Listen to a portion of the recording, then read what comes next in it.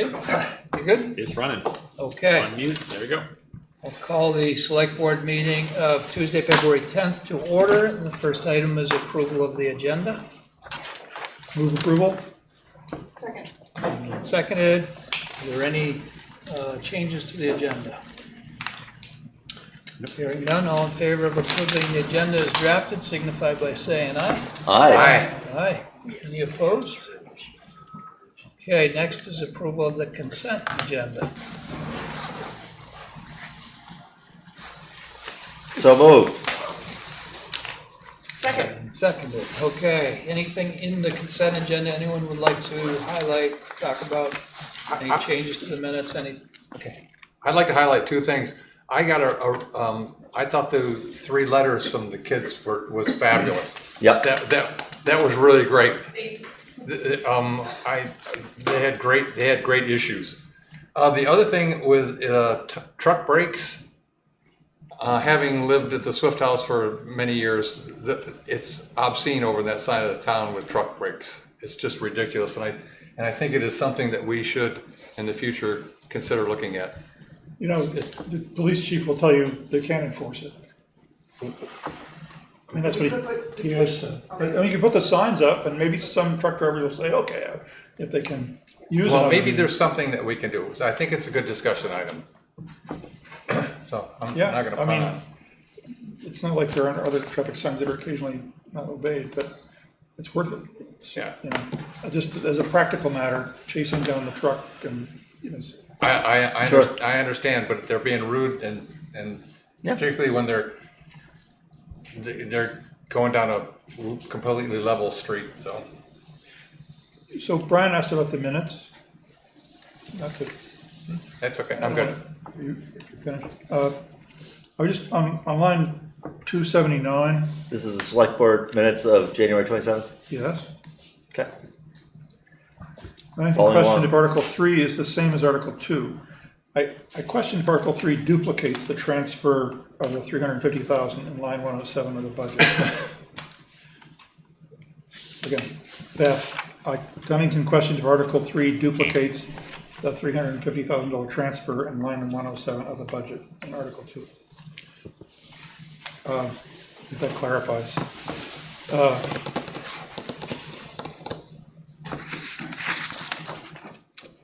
There are a couple of minor typos. Oxfeld, Ellen Oxfeld, not Felt. And lines 230 and 245. Oh, yeah. And the only other one that I think is important. Oh, yeah. And the only other one that I think is important is that I would add on line 156 a sentence that it was clarified by Brian Carpenter that the budgeted deficit money would come from the general fund balance. Because we were talking about local option and where would it come from? That comes from the general fund balance. Okay. Anything else? I'd like to highlight a couple things. One, we had asked on the town policy on the disposal of property, and so came back that it would have to go, that the town manager would have the ability at 20,000 and at 20,000 above be us. I would assume you're not giving away $20,000. It was interesting to see where you make that cut line, but that's in here. And the Middlebury Town Plan has there's a community survey released, and we're for anybody out there watching, certainly more people who respond to this survey, the better. Our plans are, if you take the opportunity to provide some input.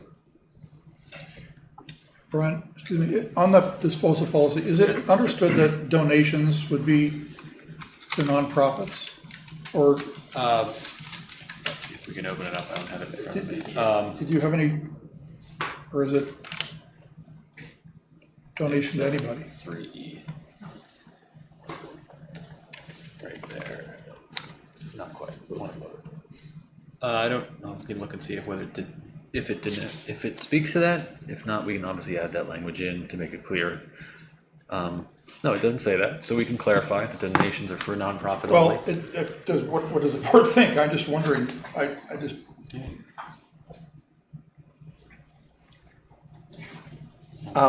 Just to nonprofits. I can imagine situations where we would want a donation not to a nonprofit, where that would be acceptable. I think it's a fine thing to leave to the discretion of the town manager. And if he's caught shoveling things to his friends and family, I think that that would probably come to light. And Brian, your question about the number, it's not hard and fast. I think the sentiment from the last meeting was you don't want little things, right? So we can certainly lower it down, and the idea is some things are just, if there's a nonprofit that we want to give something that's worth $500 to, we're not running it through the select board. So certainly no hill work that I'm going to die on for that one. I don't think it's ever been an issue. Okay. But I just want to make sure we highlight it, because it is in here for approval and then implementation. Okay, anything else? Hearing nothing else, all in favor of approving the consent agenda with the minor changes made to the minutes, signify by saying aye. Aye. Aye, any opposed? Okay. Citizen comments, is anybody here for something that's not on the agenda? I just have a PS to Go what you just said about the townwide survey. Survey? There's a glitch, like, Okay. that I think you want to report that. I think it's been addressed. All right, good, okay. Ta-da. The glitch is fixed? Yeah, the link, the hyperlink wasn't working. Is No, what that you're- wasn't it. it's another glitch. There's another glitch. In the other boxes, when you type in your response, you don't know that you're limited in the number of characters until you hit next. And Yeah. then you can't go back and edit Okay. it, so you have to go and do the survey all over again. Okay. So we'll delineate that there's a character limit. Yeah, it doesn't tell you, like, you're limited to 50 characters here, you're limited to 100 characters there, so. Spoken from experience. Well, I obviously. tried to do the survey today, and that's how I discovered that glitch. Sure. So that could be frustrating. Yeah. We'll pass that. Okay. I was able to go back and edit it, and I asked her anything about the character limit, so we didn't run into that so much, and she's already done that, actually. Oh, okay. I did it today, this morning, and it didn't do that for me, but, I did yesterday, so. Okay. Getting unfixed. We'll check with Alicia. that happened. Brian, we do have one hand up online. Have a hand up? Okay. Alrighty, Judy, I see your hand up. We're gonna allow you to speak. You'll just have to unmute yourself when you're ready. Hi, Judy. Yep. Hey, how are you? I come in peace. I love it. Okay, so I would like to, I need to thank Mark, David, Emily, and the crew at DPW for their time and assistance so that the Middlebury Tree Committee could submit their application for Tree City USA recertification on behalf of the town of Middlebury on time. I am so grateful to all of them. And we'll bring them cookies anytime. What kind Thanks of, so much. what kind of cookies is your favorite, Mark? Actually, she brought some cookies by already, so. Oh, I think they feel like you've already paid. You already brought some cookies, Judy. Well, yeah, but sometimes you have to pay it forward There we go. Okay. in case. Thank Thanks so much. Thank you, Judy. Thanks, Judy. Public health and safety, Laura. This is opportunity for another committee to present. Yes, Yeah, I'll open it up here. David's gonna pull up the presentation overview that you've seen before, just to warm you up again about the purpose of the committee and its membership and structure. So you'll see in a moment. And this is at our website. If you go to the page for public health and safety, It states our mission and our membership there. There you go. There we are. Almost. Next one, that's not that. Oh, I'm sorry. Yeah. There it is. All right, there. Okay, so you can see that we consider the community's needs on a broad range of subjects, including traffic, parking, sidewalk management, pedestrian and bicycle safety, fire, police and medical emergency preparedness and equipment, weather emergency preparedness, wildlife issues, environmental hazards, criminal justice, and we keep the town abreast of statewide health trends and concerns, like the COVID epidemic that we had. So that's what we do, and we wait for charge from the select board. Sometimes citizens come to us with concerns and we reflect that back to you, just like you do in your meeting. So the members, if you go to the next slide, David, are reflected here. So we meet quarterly on the fourth Monday, and we can decide not to meet if we have no business. We were meeting at 4 p.m., but we just agreed at the last meeting to move our meeting to 12 p.m. To make it more accessible for some of our members. So we're going to try that out at our April meeting, and we are hybrid. So we meet here in the town office and also online. And of course, you know, we're open to the public, and the public does come. And the membership represents stakeholders in the broader town. You know, some are citizens at large, like myself, you know, who's chairing the committee. And I've been on the committee since 2010.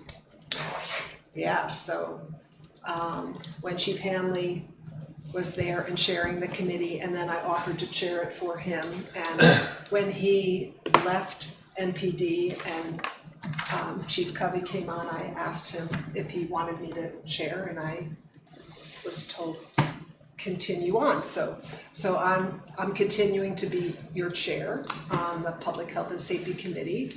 Gary's been on for a while. A lot of the others are new within the past year or two, including your select board reps, Andy and Megan. And prior to that, it was Dan. You know, so, and we'll see who comes on next round. So it's kind of like that, you know, so we have the reps from the different major organizations like fire, police, obviously, somebody from the college, somebody from the school district. It's good, it's a good committee of stakeholders. And of course DPW is there too, and it's very helpful to have them there because we intersect with infrastructure so much in this work. All right, next slide. Traffic calming, you know, there's no end to talking about the need for traffic calming in the town of Middlebury. So we're constantly looking at some low-hanging fruit improvements that we can do, which is just maintenance of our existing infrastructure, and longer-term work that we can do, which is looking at the design of our roads and shoulders to make them help us slow down, and that's through what we call road diets. You know, so when we can do them, we try to do them by widening shoulders, painting fog lanes, things like that. You know, and canopies along the roads are also good. So trees are also good as traffic calming measures and also providing shade. So. We spent a lot of time this past year talking about Rogers Road. Many of you have heard about that, and that led us to think about a traffic calming policy that we could put in place to make it easier for residents to submit their concerns. So that's in place, and we talked about that at the last committee meeting, and it seems to be working. One of those requests was regarding North Street and calming the through traffic on North Street. And we put it through the parameters, and we determined that, you know, what we have right now is okay. There is a no through sign on Seminary Street. We talked about there not being a lot of traffic. So we do these measurements of speed and it's not perfect, but we're trying to standardize it. And we're open for further discussion regarding how that's working. We have a new request that just came in regarding the engine brakes and calming on both ends of Exchange Street, not just the engine brakes, but also just calming whatever is going on at both ends. And we know Exchange Street has been on our list for a while, for improvements, not only in terms of a corridor for better pedestrian and bike access, but also how we enter from Route 7, so that it's better and diverts the traffic from entering at Elm Street, which we know is an intersection that needs better design. So we'll be looking at that. You can go to the next slide. This is just a continuation of the work that we do to coordinate with the local organizations, including the Walk Bike Council, which you see the emblem for there, that created the Triangle Bike Loop. We know that we're a destination for bicycling here in Middlebury as a Shire town, and that is to our advantage to make it work well. And I think people are pleased with the direction we're going in, and we're also looking at access for our pedestrians and mobility restricted folks as well. Next slide. Downtown public health and safety. So you can see from this hit list a lot of what I just talked about in the purpose that we've been addressing, including the encampment policy. So we looked at that again at the last meeting and we determined it's working pretty well. The homeless or unhoused are still with us, but they're more scattered and they're not congregated the way they were in previous years.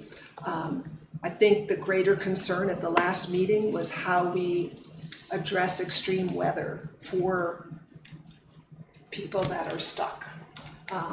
They could be unhoused, they could be in their cars, they could be fuel depleted in their own homes, so we've been coordinating that response, and it's going really well, I think, with our partners at MPD, Porter Hospital ER, and the social service agencies. We wondered if we needed more capacity in the town for overnight. We have plenty of places to warm up during the day, except there are some gaps, between 5 and 8 o'clock and on Sundays, but largely our public buildings are open and we list those on the brochure, all those places where you can drop in to warm up. It's really overnight that we're exposed and that people can be exposed, and it's unusual to have these extreme temperatures that we've had.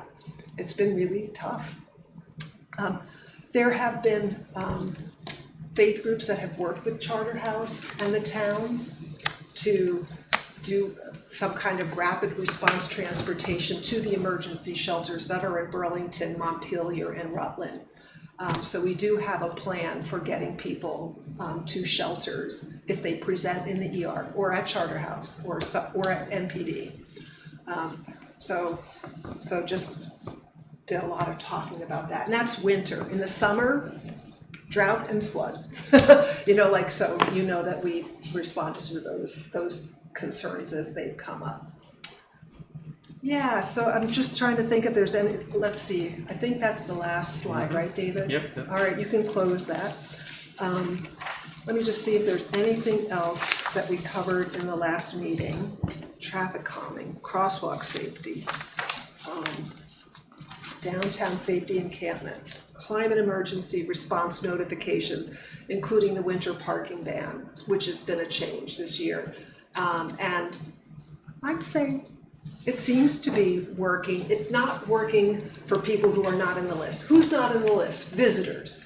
And sometimes the college students are not in our list. And they tend to be the ones that get surprised by the parking ban notifications. We've noticed that in the appeal process, and we don't excuse that.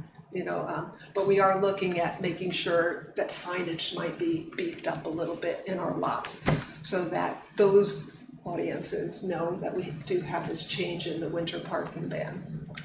Didn't we reach out to the college to have them do some notification? Yeah, we reached out to a lot of people in a lot of ways. Yeah. I think We've also Put up seen- a lot of signs around There's town. a lot of signs Yeah. that you've seen up. So you can't reach everybody. I think that might be a misleading goal, but we've really done. We've made a really huge good effort, and yeah. we talked about that in the meeting, yeah. So once we get to the end of the winter, you take the number of towed divided by the number of nights you need to tow in, and you get an average, and we'll compare that to the previous year and Yeah. see whether changing the rules costs really any more towing.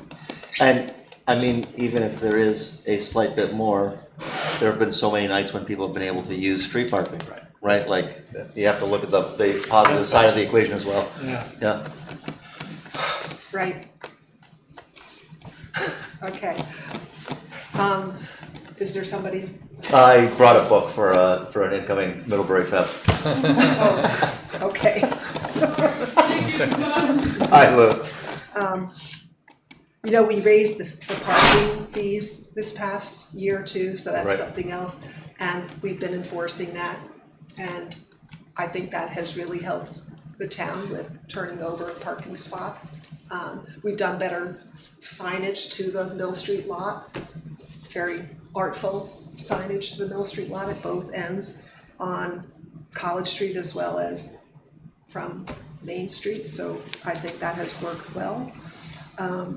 We know that public assemblies are on the rise right now, and that there was some early confusion about whether you needed a permit or not for those assemblies, but I think that has sorted out, and I see that the policy committee will be looking at public assembly policy just to be sure that we're clear about that.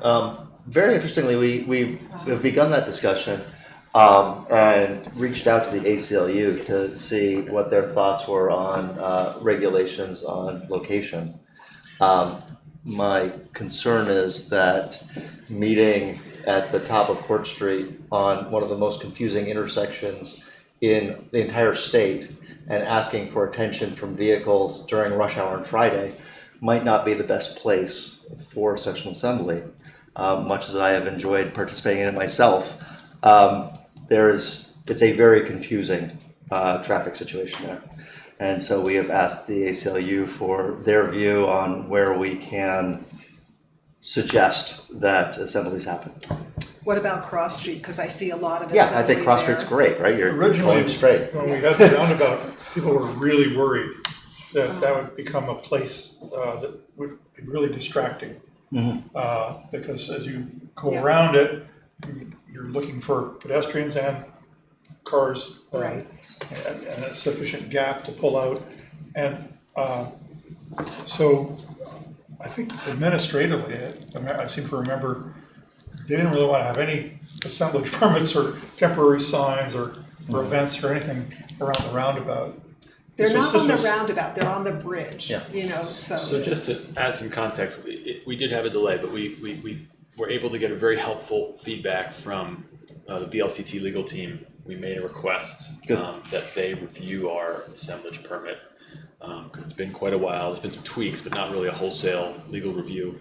And the ask was both to review the ordinance, but we also need guidance on the implementation and the administration for non-lawyer staff who've got to handle this every day for the next decade or whatever. So we this morning? We literally met with them this morning and got their initial feedback, their legal direction. So we owe them some comments, and they owe us some comments, but in the hopefully near future, we'll have something to bring back to that committee. Obviously, people can then opine and give input and ideas, but it will be based on more modern legal standards. Wasn't one of the issues that people that want to just hold up a sign with a small group, it's not displacing people on the sidewalks or whatever, having to get insurance? Yep. That was definitely an So issue that that was your wife brought shared up. by quite a few. It just seems like for people who feel like they're exercising a constitutional right, the requirement to get insurance, anyone else can walk on the sidewalks, and they have insurance for the town. or use the green. That to me seems to be a hanging issue. And we've raised that with them. We had a practical list that I think was fed by, especially Crystal and Beth have dealt with this for years, sort of the input that comes in, and some of them are complaints and some of them are questions, and so all of that was fed into VLCT as part of the conversation was, yeah, we need to update the ordinance, but we also need practical answers to these sort of kind of questions. Have we ever had many insurance claims or problems from kind of small I don't demonstrations? know offhand. Insurance is for when something goes wrong, so but I think we'll address that when we bring it to the table. But that's one of the many issues that is part of that discussion. So. Yeah, what I've explained to people is that you want insurance and you want to notify MPD and staff, town staff, that you're going to be having an assembly when it's like Festival on the Green, or Midsummer Market. Well, I think registration, so there's a conflict, is a good thing, but the requirement to pay money to insure against things that other people ordinarily walking around don't have to buy insurance for seems offensive to people who just want to. And I understand people don't have to do that, right? Well, if you read the policy, they do. Correct. Okay, anyway, yeah, so there has been ambiguity in the policy, but I think if people ask Mark, he clarifies for We're them working through this right now. that they don't have to do that if they're just exercising their First Amendment right to assembly. And it's interesting what you're saying about traffic, because I know a goal of assembly is to get people's attention. Indeed, that's my concern with that location. Right, you've got a left hand on red, you've got 2 lanes to 3 with a crosswalk across 3 lanes that can be hard to see. It's a sketchy place. You were talking about repairing roads and also about traffic calming. I've always thought that roads in disrepair are traffic calming by their very nature. Oh, patch paving for 40 years on my street's working really well. Right? No one goes 50 miles an hour up Springside because it would do damage to your car. When I lived in central Vermont, Barry did a very good job of limiting speeding by having deadly potholes in many locations. I understand that this is probably not the best way to implement traffic calming, but I think one of the problems we have is that we built our roads using specs for high-speed roads in places where we wanted low-speed traffic, and creating a sense of safety for high speeds in roads where there's more things going on than there are where those roads were designed. You're absolutely right about the trees, but then GMP goes through and cuts them all back because the power line is also right next to the roadway. Limiting visibility and things like that are great for speed control and traffic calming, but it's hard to do when we've got these wide straight roads that we put through our towns. Yeah, it's an interesting conundrum that we've built ourselves into. Yes. We also talked about the treatment of roads and sidewalks for winter conditions and the dilemma that we have regarding salt use, where we have wanted to use less salt for financial benefit as well as environmental benefit, but it's been a tough winter to do that, and we have gone through supply. We haven't exhausted it like other towns, but as you know, it's pretty dire, in terms of that. And we're really stuck with the prices we have to pay, the increasingly higher prices we have to pay for salt. So that's a dilemma that we talk about. And we're thankful for the work that the DPW has done with these harsh conditions. We have 18 miles of sidewalk to clear. And we hope that citizens who may be watching tonight can help us, with that effort when the plows come through to clear their driveways, when things get blocked after the plows have come through, and keep things open for all of our users. We're grateful for that. They were going right by it. Yes. I don't know if there's anything else that any of you wanted to raise. There's also the staffing of our police and fire departments that we talked about, where we want to encourage people to consider careers in law enforcement and becoming members of the fire department. This So- is almost crisis level, from Yes. hearing the chiefs talk in that meeting. Yeah, I think that the gravity of the situation was conveyed very well, but ideas for encouraging people to join our excellent departments. So again, this is an opportunity to encourage people who are watching tonight that might not have considered a career in law Indeed. enforcement or know somebody that might think about a career in law enforcement that they can invite. So it starts with an application to the police department, and you want to get that in over the next 2 months for getting in the queue for the next police academy, because first you got to get selected, then you go through the police academy, and there are only 2 a year. So the next one would be in June, so you want to get your applications in now. And then you finish that academy, and then you have to be trained, so you can see it's a year before you're really on board. It's It's a lot. a lot, and it's a rewarding career, and we are grateful that we have a community trauma-enforced police department working for us.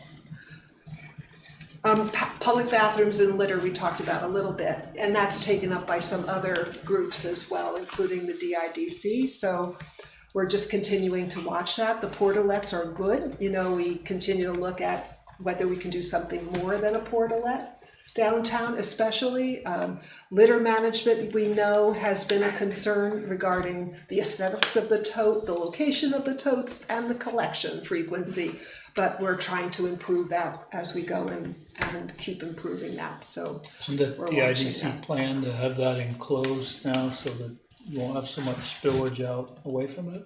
Isn't that part of the? Yeah, I spoke to David this week. He's actually ordering those enclosures now so they can put them together in time for spring. Nice. That should help. I guess I didn't know about that, so There you go. there are some enclosures that are planned for. Yes, they were funded through the DIDC. For downtown? Yes. So you won't see the totes, you'll just see like areas. I think we budgeted for 4 sets. Uh-huh. 3 existing sets and 1 new one in a location to be determined. Okay, Cool. Well, thank you for your work. you're Yeah, welcome. Okay. 16 years for you. Thank you. That was a pretty thorough rundown too. A lot on the plate. It's a very active committee as far as what. Not as active as our energy committee, but pretty active. And our infrastructure committee. One is more activism than the other is active dealing with the running of the town and Yeah. the issues of the town. So, Yeah. thank you. You're welcome. To be continued. See you at town meeting. Mark, Lunar Grove. Okay, so our street naming ordinance requires streets and even private roads to be named if they have 3 or more dwellings on them. In this case, the property owners have requested Lunar Grove be the name of this particular road. So we're looking for formal approval from this board. And Beth put together a nice summary memo in the packet if you have a chance to read that. There it is. Any questions? I'm curious I just want to know the backstory, if there's any, because it's such a super rad name. Yeah, Beth really I liked just- it. She was. Is there any story? I don't know. Or is it random? I think the residents came up with it, and The people who lived on the street came up with it. they deserve the credit for rad. Beth memo explains it. Grove isn't a common suffix but it's actually one that the post office has a standard for, and doing something that the post office will agree to mail to, is it? Because they sometimes take a degree of independence from towns, But Beth is on top of this, has been doing this for years, so I would move to approve the proposed naming of the private roadway on K Street as Lunar Grove. Second. All in favor, signify by saying aye. Aye. Aye. Any opposed? Okay. Mark. Okay, Solar our proposed solar project, and I believe Thomas is on with us tonight if you have any questions, but as you recall, this board approved the MOA with MHG Solar at our last meeting, and the next step in this process is to schedule a date and time certain for your site visit and for your public hearing. And I did connect with the developers since our last meeting. They're unable to make our last meeting in March, so we're suggesting April 14th. It's a regularly scheduled select board meeting. And I just wanted to mention that the draft notices that were included in your packet, I believe there were 4 of them.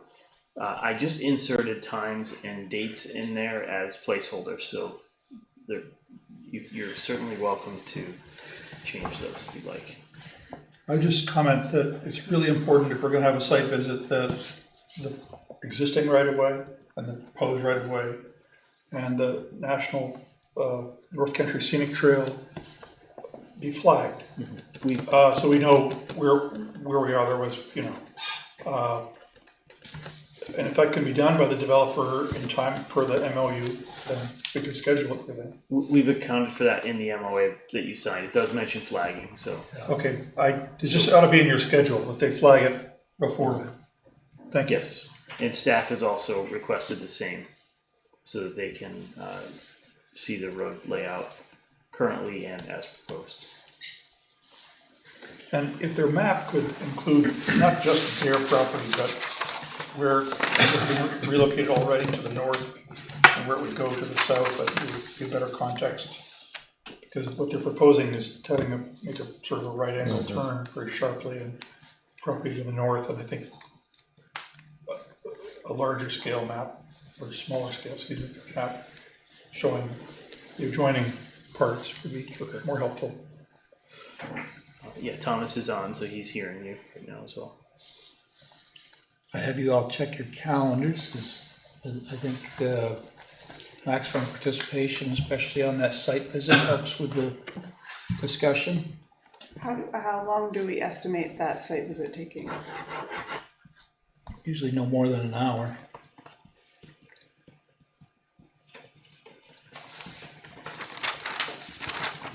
The deliberation will happen back here during the hearing.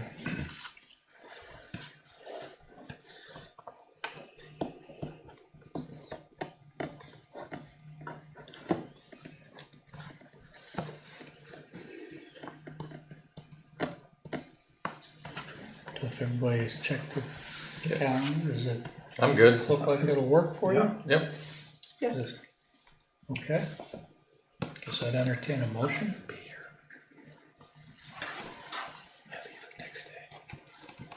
Okay, I move to set the site visit for MHG Holdings proposed right-of-way relocation on April 14th at 3 p.m.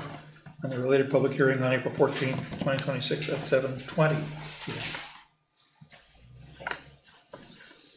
Second. Moved and seconded. Any comments that works for everybody? All in favor signify by saying aye. Aye. Aye. Any opposed?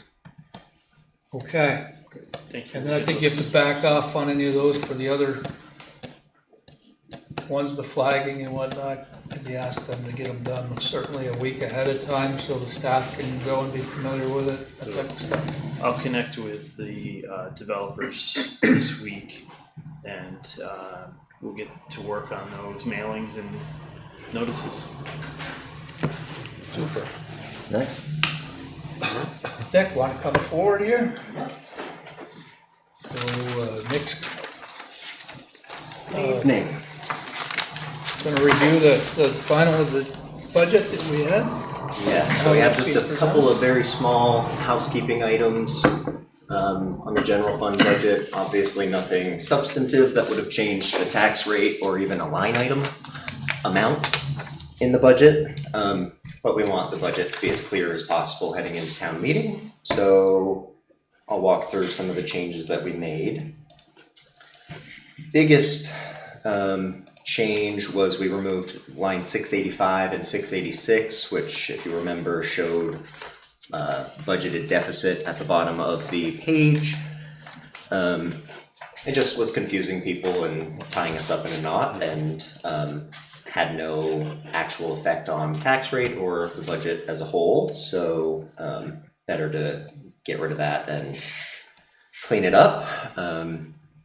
We also drew a very direct line on line 115 where it said budgeted deficit. We renamed that to general fund reserve drawdown, which remains accurate, but it points the picture and makes it more clear that we have the money. It is simply spending down a reserve balance that we believe we have to float us. So that is below the budget warning item of 15,998,046. So is the budget, is that included in that 15 million, that warned item, or is that outside of the budget? I'm sorry, Is the 434,462 that is the general reserve, general fund drawdown, is that included in the budget that the town meeting is voting to approve? the expenditure side of things is included, but it's not a revenue. It's not a transfer in from another fund or anything like that. So it is a drawdown of a reserve balance. So my question is, But they're we're voting a approving budget the number. spending, Fred, and the spending, we're approving the spending Right. in the budget, not the taxes separate. And there's Correct. the difference. There's a difference between between the that. two All right, things. all right, This- okay. And so this I see is what you're saying. drawing that connection and, but it's not a revenue line in and of itself. Because we have other lines that draw down from other funds that are included before. Separate funds that are not within the general fund. I mean, it's a transfer from another fund, so we can accurately call it a revenue in the general fund. The auditors do show the local option cross-street bridge reserve as It's part of the capital part of the budget. capital improvements, which is within the general fund. It is, we budget for it as a separate fund in our accounting system, and so it is a little different in that sense. But from their perspective, yes, it is a extension of the general fund. The only other change that we made was all just taking acronyms and spelling it out for someone who might not be familiar with those organizations. We don't have room to change every acronym, and some are also somewhat self-explanatory or very commonly used. But we took a total of 9 lines and spelled those out. Malt was a couple of lines in there that we spelled out. Middlebury Area Land Trust. We took the CSB, spelled out Cross Street Bridge, and then just other things, MREMS, Middlebury Regional EMS. So again, nothing that would affect anything substantive, but just makes it a little bit cleaner for town meeting day. Great. So in the debt retirement section, line 617 through 635, there's a bunch of acronyms there. CSB, you didn't spell it out, but, and the only other one that really, I think, is 633 and 634. You say Ilsley 100 bond principal. It's the Ilsley Library. It's not Ilsley 100. Ilsley 100 was a fundraising part of the project, but, and Well, the only other thing I would note is that in the sections that illustrate the college contributions, lines 97 through 102, I think like 97, for example, these are all agreements with the college. And 97, it says gifts in lieu of taxes. It's really the college's payment in lieu of taxes, isn't it? It has always in the past been titled, if you look at that agreement, gifts in Shouldn't lieu, it be gifts shown in as lieu a of given taxes. credit for, if it's a college thing, so people can see all the things that are college, and the public safety payment is a college Well, payment? the gifts in lieu of taxes is not just the college. We could break them out for that component. But we do spell out the Middlebury college gifts on the 4 lines below that. There are a couple of much smaller gifts in lieu of taxes that historically had been combined in that line item, 97. But we could break it out if that was desired. Well, I just, there's been a large amount of the local newspaper recently, all about this. And the agreement for their payment in lieu of taxes is a pretty big issue right now. I just, making it so people can see where it is and that it's an agreement. These are all agreements, 97 through 102. Anyway, when it comes to town meeting, I think what the charter calls for and what the public is interested in is the budget, what we last spent in the last year that we have, and the proposed budget, and the department requests and the manager adjustments, and or if we could make this larger scale so people could read it more easily. And in the last column, it says change. I think really what we want to illustrate is a change between the FY26 budget and the FY27 proposed. And a lot of people like percentages beside that. Yep. I think, generally speaking, that the whole document needs to have a title, proposed FY27 budget for the town meeting, and a date. But, you know, this is version 9, for example. I mean, you wouldn't know that in what's posted. Anyway, those are just some thoughts on it. Thank you for eliminating acronyms. And, Yeah. Anyone else have any other questions on that before going on to the local option tax memo?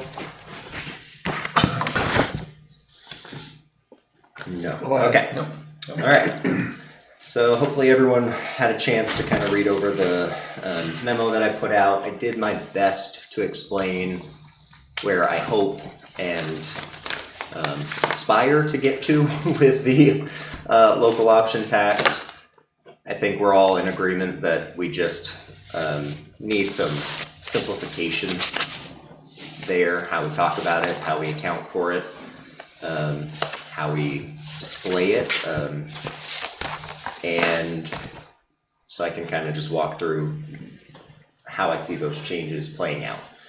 This year, we have been, the conservatism in that line item is not there. We're budgeting how we expect it to play out. And so what that means realistically is that going forward, the budget will act a lot like FY27 as far as the local option tax is concerned. We will, as I feel we more or less have this year, treat the local option tax as a general fund revenue first and foremost. By doing that, we don't eliminate any possibilities. We're not backing ourselves into a corner in any way, shape, or form. A transfer for a project that we may have historically done, it's still available to us. The mechanisms are a little different, but we haven't done away with any of our options.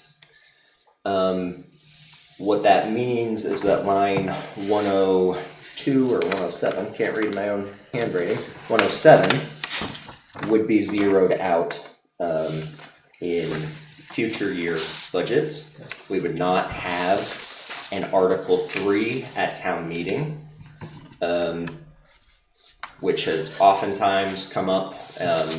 People might feel that transfer should have been handled differently, and by treating it as a general fund revenue, we get rid of a lot of that. The one consequence of this is really that local option tax spreadsheet that we're used to looking at The interest in that sheet would kind of diminish because the balance would simply level out and stay the same unless spent. So the 1.8 million, you say it would stay in, so you consider it as a separate fund, It's a capital committed project. money, committed for the Correct. purposes that was voted for, unless the voters transfer it. That has been our practice. But otherwise, the revenues that come in would flow as unrestricted money to be spent for. To the general fund balance. So- And that money does not disappear. We are going to need a lot of pennies and dollars in our general fund. I see the next several budget cycles being a drain on that general fund balance, and I think it's important that we. So as the dollars Have get some tighter, knowing how much there is has been helpful. I mean, I've only seen one spreadsheet that you've done projecting, since the last audit, what the fund balance is. General fund balance, The or local option tax bill, and this is one that Dan and I, there've been two iterations in this budget cycle, one that assumed that original transfer amount and then one that raised it to the 350. But both have assumed that we, okay. Well, having that information of how much money we have that we could utilize, I'm going to put on my hat as an infrastructure committee member for a moment. It's very important, and the cuts that have been made, particularly that have caused them to think that there's going to be deferred maintenance on items. I remember Heather Seeley saying very strongly that we should be careful to know how much we have and save it for the things that we don't have specific budget amounts and I for. think that these changes make that more transparent. By having a capital budget line with the flat balance of the 1,000,085, you know what is available there. I don't see the revenue piece of things having enough left over where we would have these large transfers that we had in years past. Right. So even the way that we have historically done it, I don't see that number going up. Right. And so understanding that and not getting ourselves tied up into thinking that there is this extra out there, I think it's important. So there is again no impact on the tax rate. There's no impact on our ability to fund projects. I think that having it be cleaner and more streamlined simply improves our ability to properly plan for capital projects. We can continue to make transfers out of that account. It relies on coming up with a maintenance balance. I know Emily is working on this and a conversation has to be had, but we need to know what we intend to keep for Cross Street Bridge maintenance. Yep.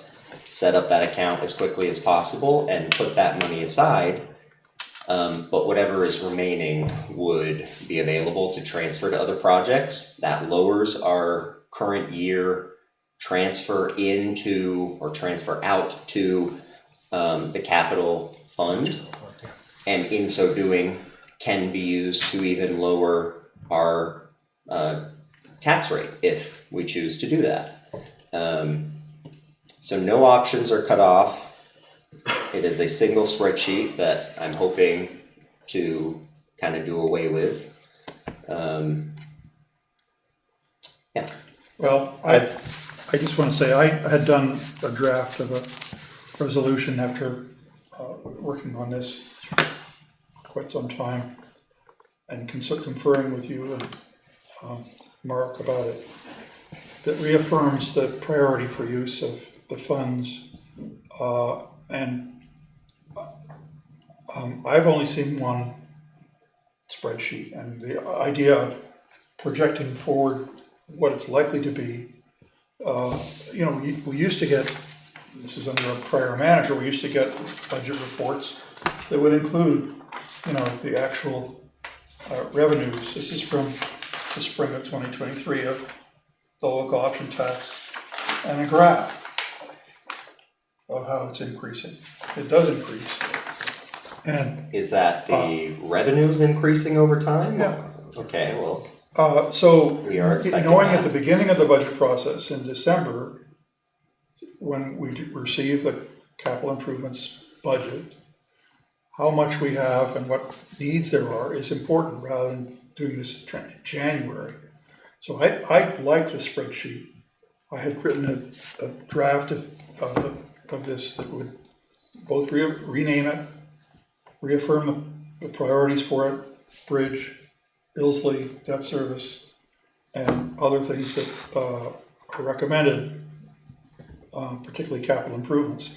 Again, in recognition of what Heather Seeley said, and I think was wisely said about not viewing this as just free money, but conserving it. So I've only ever seen one spreadsheet, and I just say on your first bullet, line 3, it says removing the need for multiple transfers and duplicitous spreadsheet. I don't think duplicitous is the right word. You might Google. Duplicate is fine, yeah. Duplicitous, yeah. It implies underhanded. I also noted that. But in terms of duplicative, I've only seen one ever, and I think that tracking it and having the fund balances available at the beginning of our budget process is important. So historically, to forecast what that balance would be in the future, it relies on budgeted figures being wrong. So you can either do that purposefully and under budget by a silly amount in the general fund, which would allow us to track what that balance is, or we can budget in our general fund accurately. And if we do that to the best of our ability, we cannot predict any more than we can predict what the actual option tax line will come in at, what the change in the fund balance would be. So, But we do our best effort to estimate expenditures for a year and a half ahead. We do a lot of estimating in the budget process. And it's being conservative about it is important, I grant you that. But I just think that the process of not showing what numbers we at least have, what the debt service obligations are expected for the Cross Street Bridge and the Ilsley, we know those numbers. I mean, they can change a little bit, as you pointed out, but so that we can assure voters that we're knowing how much money we have for budget.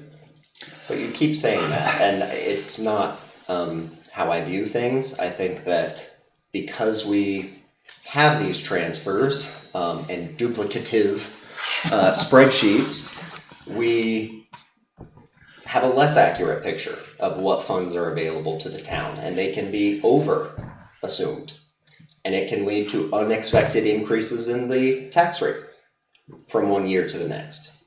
When have we over-assumed it? Go ahead. I mean, it happens, but We haven't ever, have we? Hold one here. What do you got? I think that this is exactly the right approach. I understand the conservative approach that we started as we had more money from local options than we needed for the Cross Street Bridge. And we wanted to be careful about saying, we're going to take this much for this project and this much for this project. But now we've just backed into taking everything that we can every year and choosing projects to match that amount. And it's created more confusion than the value of being careful in saying what we're doing. We are treating this as general fund revenue. We should account for it as general fund revenue. The fact that we're going to use it for capital projects, of course we are. We use all of our revenue for operations and for capital. And I don't think that necessarily segmenting this in our top level chart of accounts really helps in the budgeting process. So I really appreciate this document. This is what I was imagining, and I'm grateful for it. I think it will really improve things. Just a couple observations. Fred, what you're looking for, I think, is still going to be on here, because you still have a line item that is local option tax. It just will be what 100% of what's projected for local option tax in that particular year. Yeah, I don't disagree with that. I think some of the thing, like, we haven't always grabbed everything. We actually intentionally. We've increased how much, yeah. Yeah, so I'm trying to say. Sorry. We have intentionally tried to reserve some additional funds, not knowing how much we needed to have for the Cross Street Bridge maintenance, and it grew faster than we had expected. I mean, and now we have a pretty good idea where it's headed in the trend. And so it's kind of gone full. It's like a program that's now very mature. We know how to do it. And this does seem to simplify the budget. We got really tied up in on how we talked about it. And this would allow you to talk about it. And this is beyond me. So you guys need to kind of either agree or not agree on it. But I think having the one line item and then having what we have in reserve, and you manage that reserve. and ideally you figure out how much of that is needed, like in a specific time period, what that maintenance looks like, and what's the estimate of it, and then you can make value decisions upon what's important each year, whether you borrow from it and pay it back the following year, or whatever you do. Because if you say we have a flood, we have an emergency, we need some additional funds. Yeah. You can borrow from it as an emergency, but you know that, hey, we got to pay that back. If FEMA doesn't, if they do to us like they did to the northern towns,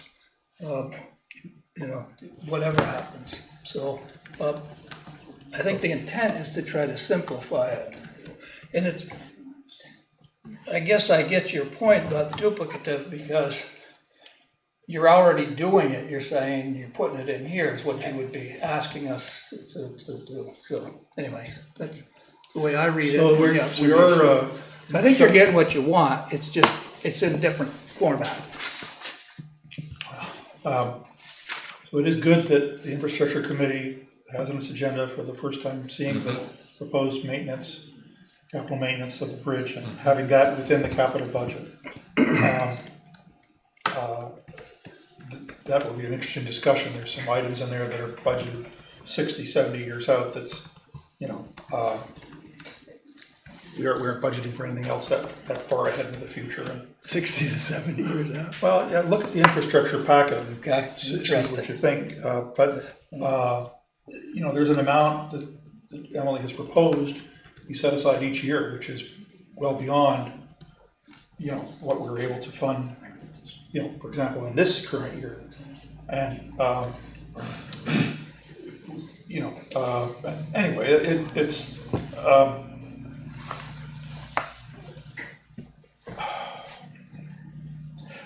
you say that in the fourth bullet that, this, by having this done with respect to the bridge maintenance in the capital budget, it would remove Article 3.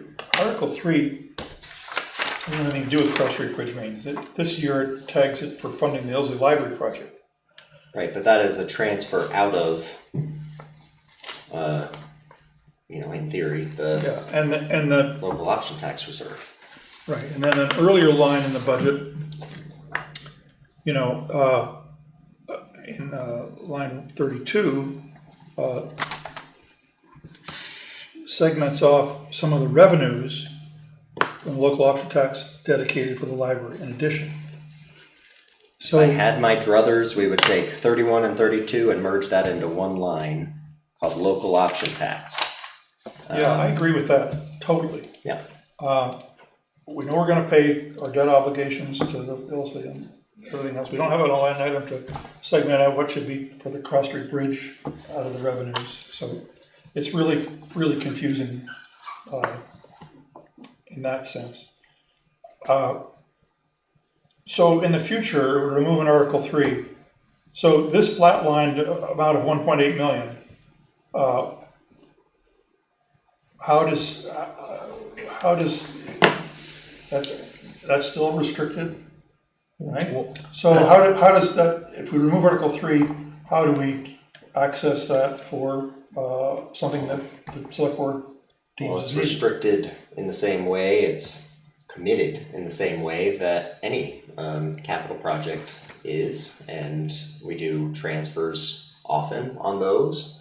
You have town meeting warnings and articles that fund more generic aspects, and So I'm just, if we wanted to expend from the 1.85 million reserve, wouldn't that require another Article 3 next year?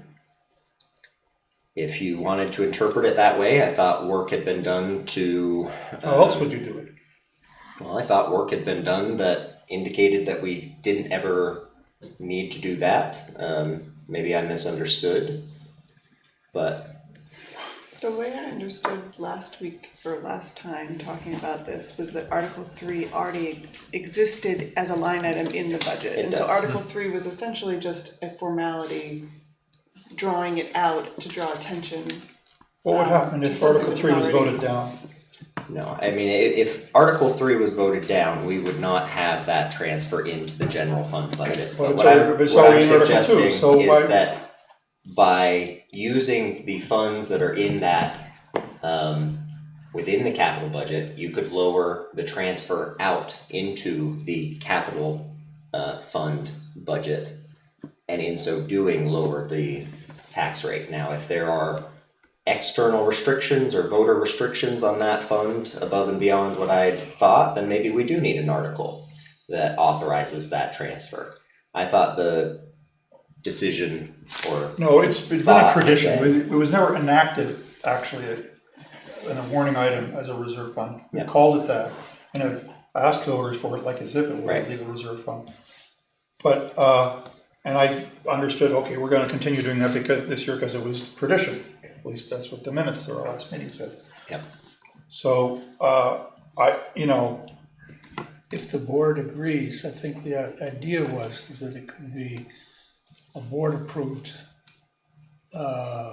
transfer. And I think that there's some definition, some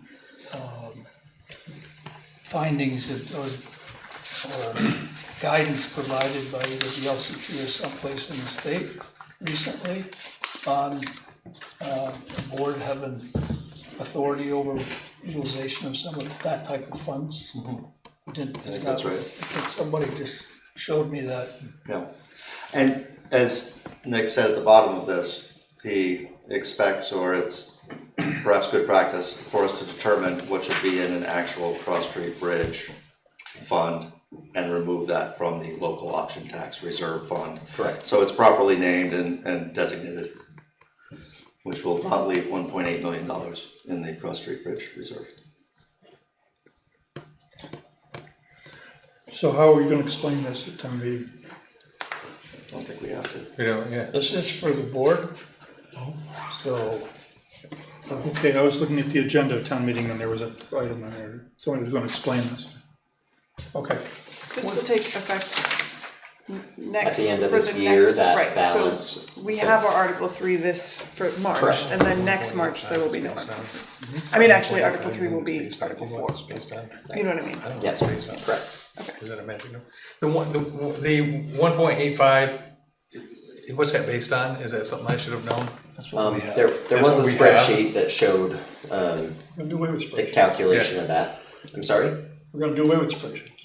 Yes, but to get to that balance, we're keeping the spreadsheet. Okay, good. And so that was the projected balance for the end of this year. Okay, so it's just a weird number. Correct. It's just a strange number. Yeah. Correct. So 1.85 might be fine, right? Or do we need the $8,133 here too? Well, it's in there, so we may as Well, well it's count it. exact, that's the As exact long as line we that count we have in there. Yeah, well, we can, yeah. This is an estimate of what we're gonna have to income. Right. This is what we have already saved. Minus the budget transfer. Minus budget transfers. Well, that's after the budget transfer. This is after the Right. transfers. Right. Right. Okay. For what it's worth, the charter says, under section 1302, because we're working on this these Yeah. days, as to what preparation and information is to be done for the town meeting and the budget. The budget shall contain, 1, an estimate of the financial condition of the town as of the end of the fiscal year and as of the date of the submission of the budget. 2, an itemized statement of appropriations recommended for current expenditures and for capital improvements during the next fiscal year with comparative statements in parallel columns of appropriations and estimated expenditures for the current fiscal year and actual appropriations and expenditures for the next preceding fiscal year. 3, an itemized statement of estimated revenues from all sources other than taxation for the next fiscal year, statement of taxes required for the next fiscal year, and comparative figures of tax and other sources of revenue for the current and next preceding fiscal year, like local option, right? 4, a capital improvement plan, for the next 5 fiscal years, showing possible anticipated capital expenditures, financing, and tax requirements. 5, such other information as may be required by the select board. We haven't been doing a capital plan for 5 years. No. We haven't done that for as long as I've ever been at town meetings. Well, but I'm just saying what, I think the rest of it's in our spreadsheet. Right. Yeah, The rest of it is in the spreadsheet. anticipated revenues for local option, which is cited there, as other revenues, is what we're talking about. right. Admitting that you do a spreadsheet for one, even though you don't, we're never gonna do one, that you say in your Well, memo. The spreadsheet I get it. projects a balance at the Right. end of a period, Right. whereas projected revenue is in the general fund, and that is our best guess of what, that 1.5 is our best guess of what the, Good. without perfect knowledge. That's what we need at the beginning of the budget process. Right. Okay. I think it was informative and I don't believe anything that's necessary for, I mean, this is for you guys to continue to work through before the next budget year? Should we endorse this approach? Is there, I was gonna say, is there anything we need to approve here? Mark, would you like a Or is it endorsement? Mark's? I Is it think Mark's? that would be helpful to document so that we know going into the next fiscal year's budget that this is what the board is looking for. Sure. Yeah, I don't know if this is a sense of the board motion or what. I think this is absolutely the right approach.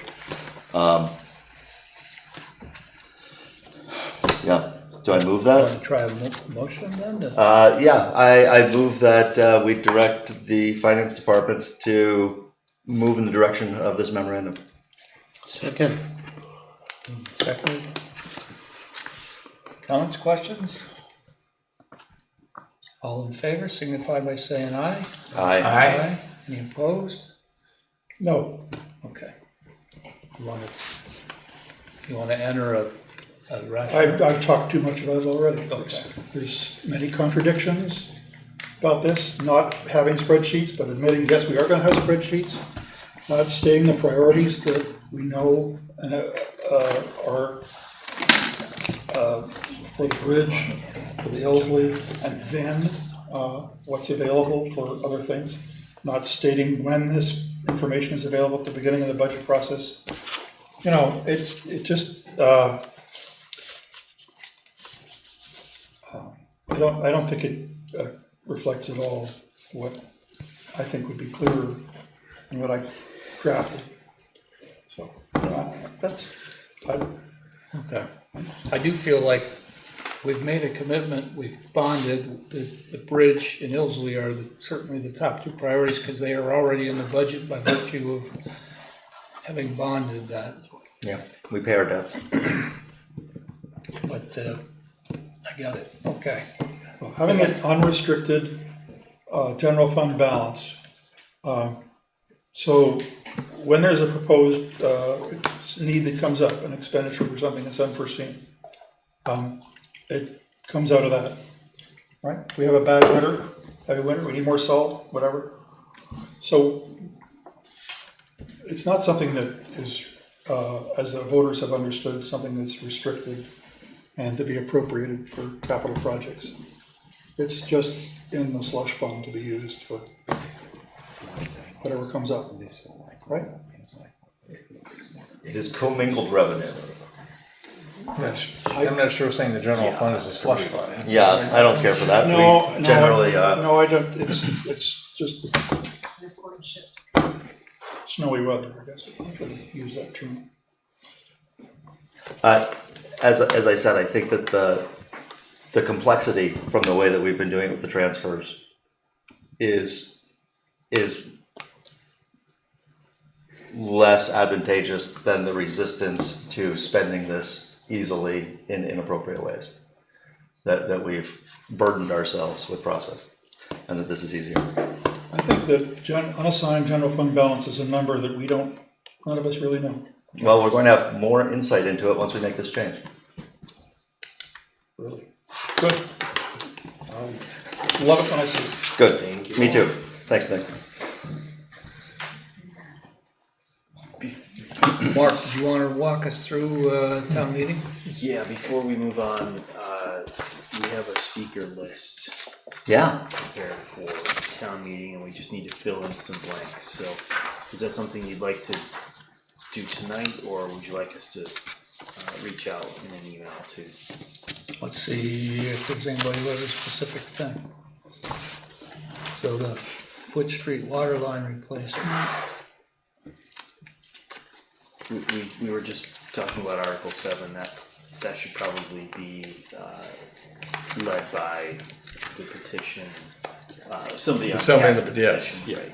Yes. So we can skip over that vacancy.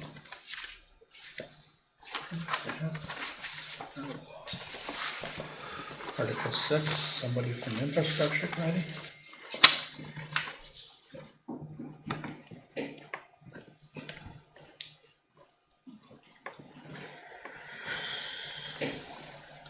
So, starting at the top, dedication of town report, is that something you want to do, Andy, or that's one Nick wanted to volunteer for? It was. Yeah. I thought that was a lovely idea. Anybody have? If not Nick, I would like to do it, but Okay.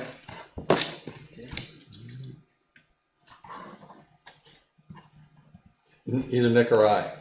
I did reach out to the full board, and without naming names, I don't think everyone agreed that Having past members was appropriate. Okay. Yeah, I think not everyone. The folks that I reached out to thought a sitting board member would be more Okay, appropriate. I didn't get that one, Okay. so I'll do that. Farhad, Stand by. you've often done the thank yous? You've often done the thank yous? I've done, well, yeah, I can do that. Want to do that? Yep. Okay. Why don't I take the Cross Street Bridge fund transfer?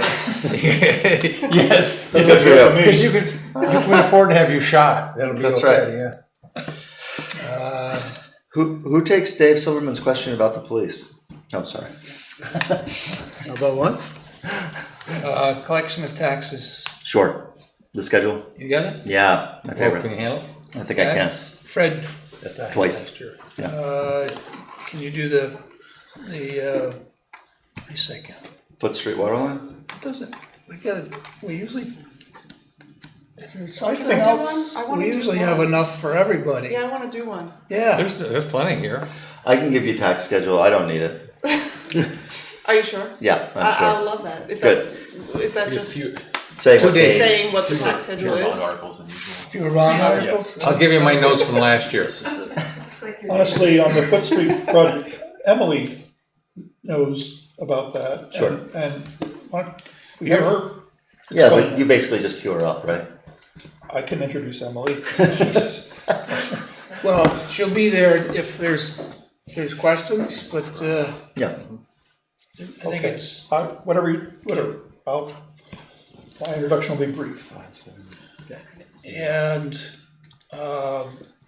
the petition article, I think you could cover it because we're not there to discuss the thing, we're just telling them what it is. Okay.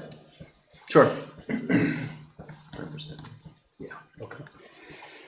Okay. You got all that, Mark? Got it. Amazing. Mike? Thank you.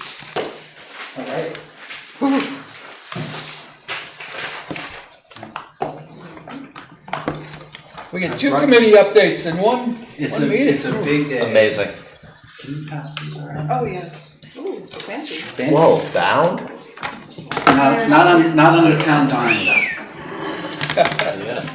Always do it for you? No, there's a group, this is a group called Energy Action okay. Network. Very that good. Puts out a really nice kind of state of the climate, yeah. Lots of nice, if you like charts and graphs. Yeah. Oh, We short some copies, or you have them over there, so. Does somebody take more than one? I know they're really great. in demand, I Mike. figured you could count to 7. We're all set. We've got, yeah, we, You didn't want? no, we're Send on them back. I have so many, so, take 2. Very good. Anyway, I thought this would just be useful for you if you're thinking about the kind of what's happening with energy and climate at the state level and how the town participates in that. This is all good context. And so anyway, hopefully folks got I guess it's up on the screen. I'll just rattle through the various priorities that we've set for the year. We had a meeting in January to kind of talk about what we want to focus on. Our top priority, other than keeping the snow off the streets, is the wastewater treatment plant. And so there's a really important decision that needs to be made about how the dryer is going to be powered. So it's going to be either powered with electricity or fossil gas. And so we're working closely with Emily and the infrastructure committee to just talk through, like, how do we really understand what the future prices of electricity and fossil gas are going to be, and what the greenhouse gas implications are, and what the impacts will be on ratepayers. So we haven't done all of this yet. Thank you very much, by the way, for naming Rich Wolfson to our committee, since he is a world-class energy modeler. And so we are going to have very, very good data, very, very good models, and we'll have a really good, hopefully it'll be a good conversation. What I'm talking with Emily about is like working out the model ahead of knowing which particular piece of equipment we're trying to decide on, so that when it comes time to make that decision, we're not having a debate about the models. And I suspect a lot of that will turn on things that are never going to be particularly certain, in terms of like, what is the future price of fossil gas, what is the future price of electricity, but we can kind of model that uncertainty and sort of make some informed guesses. And it's so tough, right? Another impact of AI and data centers is the change in the electrical generation menu of what's likely to be in place a couple years hence. Right. So anyway, this is just a kind of preview to what you might hear from us in coming months. A couple of other parts of the sort of less central around the wastewater treatment plant is sort of thinking about solar, and is there a way to find a place to do solar which would lower our electrical costs? And obviously that doesn't come for free, so we have to run the numbers. But you can expect us to show up at some point hand in hand with Emily with some sort of consideration of that particular topic. To run the waste treatment facility. Yeah, so the idea is like, it's probably not going to be great in January, but really good in August and September. Right, build some credit, well, Yeah, pay more of it. Spin the. right. January was terrible this year, by the way. I'm well aware. I have solar panels. And then the other one that we're really interested in is kind of waste heat and and thermal energy reuse and thinking about what can we do. There's a lot of energy trapped in our wastewater, and so what could we do to help power the plant without wastewater? This enormous dryer that we're about to purchase that has, hundreds and hundreds of gallons of mineral oil heated at 350 degrees will be a source of heat. And so there are ways that we can use heat to kind of lower overall energy costs within the facility. And then I'm trying very hard to talk Mark into being interested in pursuing the concept of a thermal energy network where we kind of gang up with a bunch of other organizations in the neighborhood to kind of buy and sell each other's waste heat. So anyway, that's all just a preview of what's to come. A couple of other things that we've been doing that you should already know about, but I'll just remind you. So we have this vehicle replacement planning process that we went through this summer. We did an inventory and kind of came up with a plan for like what are the vehicles that are about to be replaced in the next fiscal year, which of those have viable electric equivalents, what is the kind of price differential, how do we understand the total cost of ownership around each of those. And so we're going to continue to refine that model. We're going to get another intern this summer to kind of work more on the total cost of ownership modeling. And then working with Emily, we'll get a list of like, here are the vehicles that are on the docket for the next fiscal year. And then we will have the spring and the summer to kind of research options so that come the fall, we'll be able to make, informed decisions about like what's, I don't think we're expecting any electric snow plows to come quickly on the market. But, alas. But anyway, there are things that are coming on the market all the time. And so we're just going to stay on top of that. Third project that we're continuing to work on is this kind of building inventory and HVAC planning. Jamie Hand has been working with David DiBiasio. Is that right? Am I getting his? DiBiasio. I get the emphasis on the wrong syllable. To basically just do a walkthrough of every building and pump station in town and kind of look at the current state of affairs, what's going on in terms of HVAC, and then trying to come up with a kind of multi-year plan for getting out of fossil fuels and getting into heat pumps. So right now, we're meeting on Thursday to talk about the teen center and the police station. And then but we're also going to have an overall plan that Jamie and David are working out.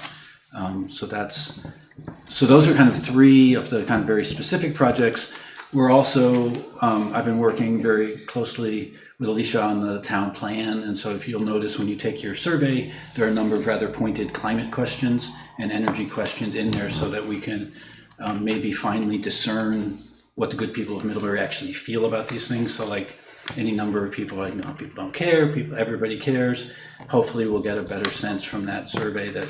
I'm sorry I haven't looked at it yet, but is there a ranking or things? I wish I'd advocated for that, but a lot of people that do survey design say that if you ask people to go through the hassle of ranking things, they get tired and give up. They won't do it, huh? So I think that basically the decision was we won't have as good data, but we'll have more participation. So trade-offs. So it goes.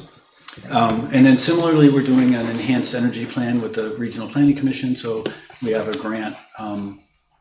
I'm thinking from the Public Service Department. Anyway, the Regional Planning Commission got a grant to do an enhanced energy plan with us. I think the most interesting question that's going to come out of that is like solar placement. Like, so that basically there'll be a preferred location for solar. And so that should be a fun So you are working on that. Yeah, that's in process. We've talked about that for a long time, that we really need, it would be good to guide solar developers ahead of time. Right. So that should be this spring, and that there'll be a public process to kind of show proposed maps and talk through, and all the NIMBYs and the EMBs will show up and yell at each other. And then the last one I'll mention is our greenhouse gas inventory. So we are on this docket to come talk with you about the FY25 greenhouse gas inventory. The basic news is it's no different than last year. We were making no progress. We made a bunch of progress by doing nothing when Green Mountain Power switched where they got their electricity from, and everything to this point has been pretty much steady state. So we have, as you people may recall, we were generating about 1,000 tons of carbon a year. The goal is to get down to around 200. We're currently at about 600, so we need to get rid of 400 tons in the next 5 years, which is about 80 tons per year. And so partly we need to kind of figure out like where might those 80 tons come from. And so a lot of the work that you'll see up above in terms of the wastewater treatment plant, the vehicle replacement, the building inventory, those are all ways to try and identify where can we find those 80,000 tons over the next 5 years. Now, of course, maybe there'll be some great big innovation and we don't have to do anything until 5 years, but I'm not holding my breath in our current federal administration to see that happen. So I think we're going to have to kind of be a little more methodical. And I guess the last thing I'll mention is just thinking more about communication and community engagement. So Gayan Murphy, who you also, I would thank you for naming her to our committee. She's really going to focus on like how do we communicate better to the town, people of the town about what's going on with energy and climate. How do we work on just getting more engagement to sort of gauge where people's heads are at and around these questions. Again, just sort of thinking more about how we work with all the folks who make these kinds of decisions to make sure that energy and climate impacts are incorporated in. That would be the activism part, Brian. And then also thinking about moving away from like sticker prices to total cost of ownership and including total cost, the cost to the environment for emitting carbon. So we're just trying to shift our models around some to encourage a more holistic thinking as we make these sorts of decisions. Is your model is it based upon hours or miles driven or whatever on each vehicle, or say the road grader? If we went to regionalization on a few things, does that help us at all, or no, because we still have the same amount of hours within Middlebury? I think like if you're driving a car around, it's really just how many miles you drive it. So if it's owned by a county, you're owned by. Okay, but you're counting, when you're doing the inventory, you're counting the miles used per year. Okay. Yeah, well, we're looking at how much fuel is used. If we stop plowing, we'll save a lot. So what I said last time is also true now. So this is our list. This is what we're focused on. If there's anything, if you're thinking like, gosh, how come you're not working on this other thing? This would be the moment to say, you should be working on this other thing too. Full-time employee. Right. The great thing about retirement, isn't it, Mike? It's great while it lasts. Yeah. Anybody?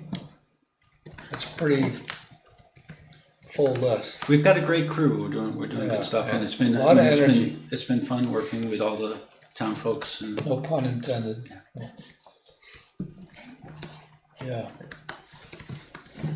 I'd love to see things. I think some things that we've been looking for a long time, like the solar siting preferential areas and stuff. Not only developers, but just the community. If they could get behind something that would make it a lot easier for us as a board when we're looking at, do we support this or not? Well, how do you ask the community? We don't have a process for that. So it's the planning that it's a great project. I have heard that this winter has raised the dickens with electric vehicles, a bunch of buses that aren't able to be recharged and stuff, so that's setting electric vehicles back a little bit in Vermont. There's been some other things that have set it back too, but that's for sure, yeah. Yeah, challenge. Well, that's my story. How about alternative fuels?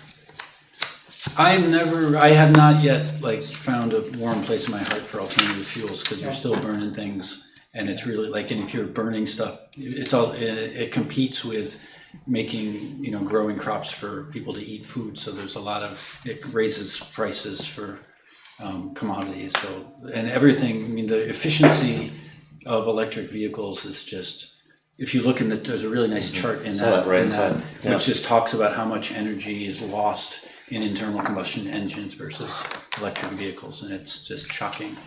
So I think once we get past all the kind of battery and charging nonsense, which will be solved in in a couple of years, I think the efficiency of electric vehicles means these alternative fuels are not the answer. I think they were thought of as an answer once upon a time, but I think most folks now don't see that as that great of a path forward. I have one last question. Is it reasonable to look at using that additional heat that's gonna come out of the new waste treatment facility along Exchange Street? I mean, is there an efficient way to distribute that? Yeah, they have these things called thermal energy networks. So there's technology where you basically can extract the heat, and then you create a kind of network and ship the heated water around, and then you put heat pumps in the various buildings. And there's technology for metering it and for figuring out who's gonna pay their share. So this is done. Many parts of Europe you have been using this for decades.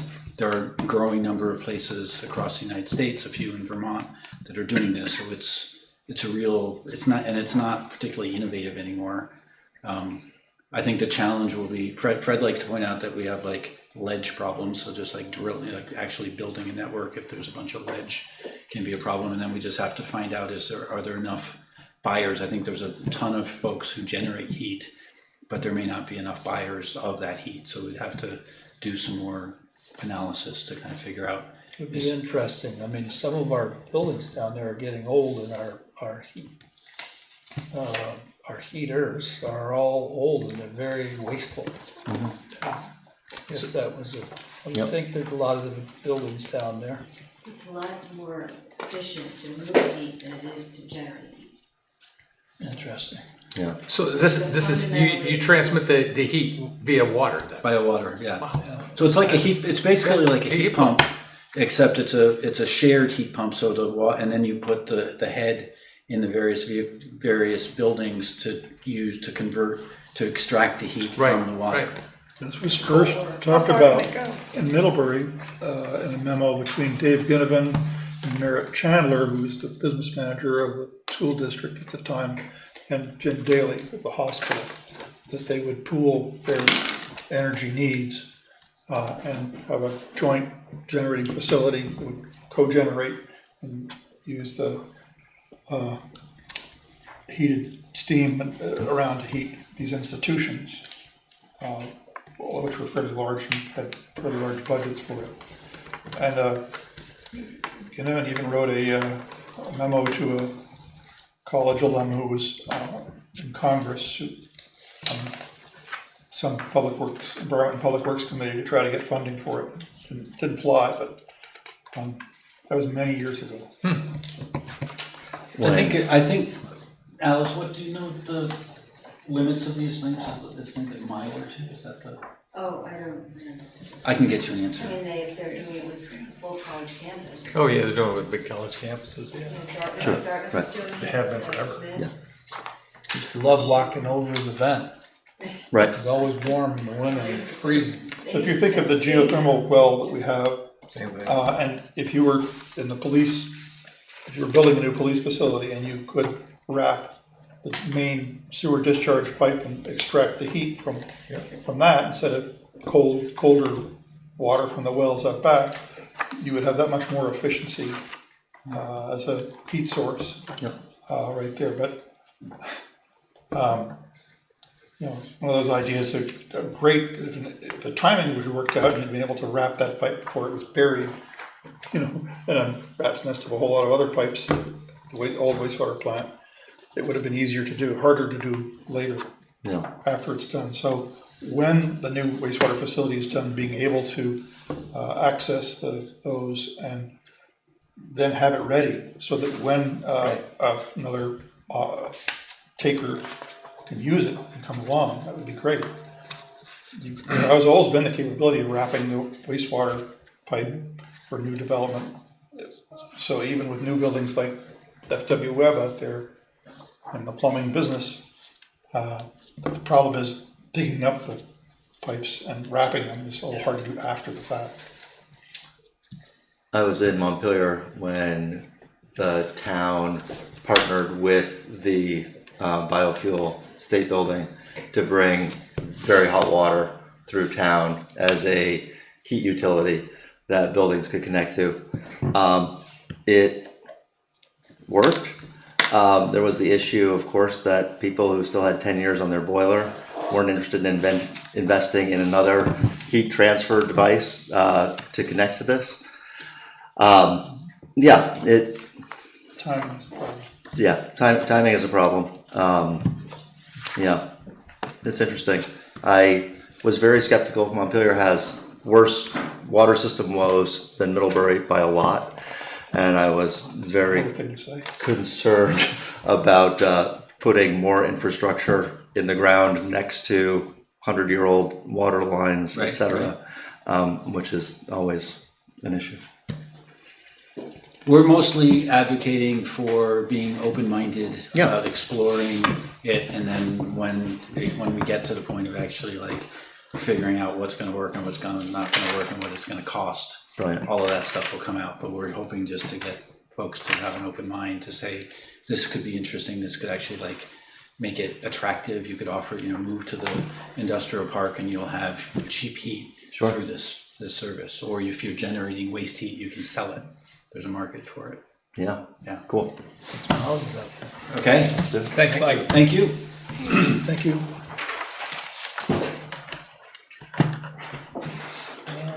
Back to you, Mark. Okay, I know we're running late, so I'll try to move through this pretty quickly. But so I just completed my first year back in January, and I was hoping tonight to have an opportunity just to take a few minutes of your time to talk about some of our team accomplishments. And you'll hear me use that word team throughout this several times. But I also wanted to take an opportunity to share some of my goals for the coming year. So I'll start with just a quick recap, though.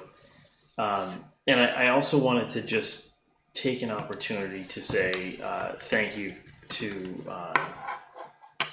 all of you for your support and patience, and thank you to the staff for their support and patience during this learning curve year. I do really appreciate it.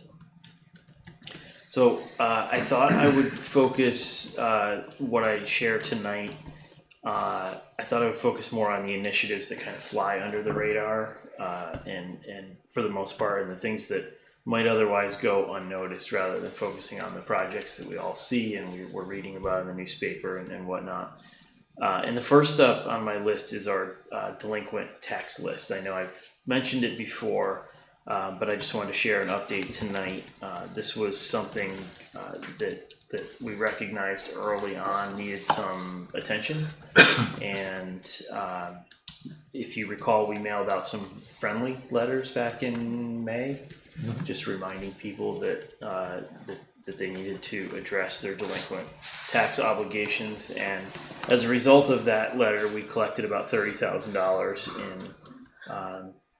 in payments, and we just recently, within the last week, drafted. This is working with our attorney. We drafted customized letters with very specific repayment plans for the remaining delinquent property tax owners, and we'll be mailing those out this week, and that starts the clock for a more formal or a more aggressive process, and could eventually result in a tax sale process. I hope it doesn't get to that point, but we have to start somewhere. So this next letter will be the first step. Like I said, the first one was just a friendly reminder. This is a little more formal. Do you have a count on that? A count on balance? How many letters? 26. Okay, thanks. And just to be clear, the threshold to receive one of these letters under the statute is $1,500 in taxes in excess of 1 year.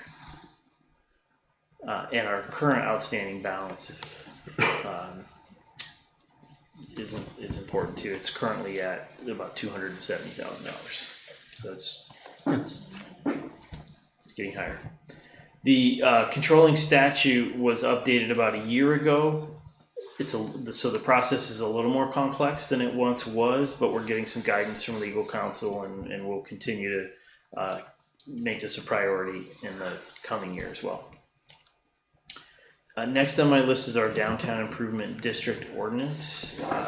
That term expired this year, as you know, and working with the DIDC, we were able to renew that ordinance for another 7-year term after getting the support of 2/3 of the commercial and mixed-use property owners in town, or in the district, I'm sorry.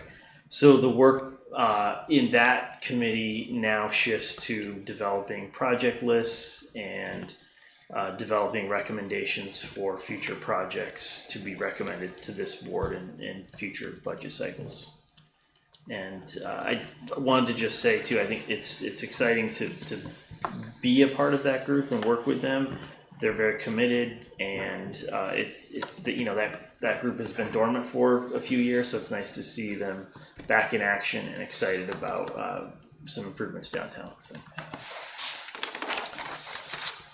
Crosswalks. So I added this to the list because, as you recall, this spring we worked with the folks at BMP and our Public Works team to launch a very colorful crosswalk project downtown, and the crosswalks were brighter, more visible. I hope improved pedestrian safety as a result, and certainly brightened up our downtown, and I think they were very well received. So that was a fun project to work on, and I hope to expand that out at least a little bit more this coming year.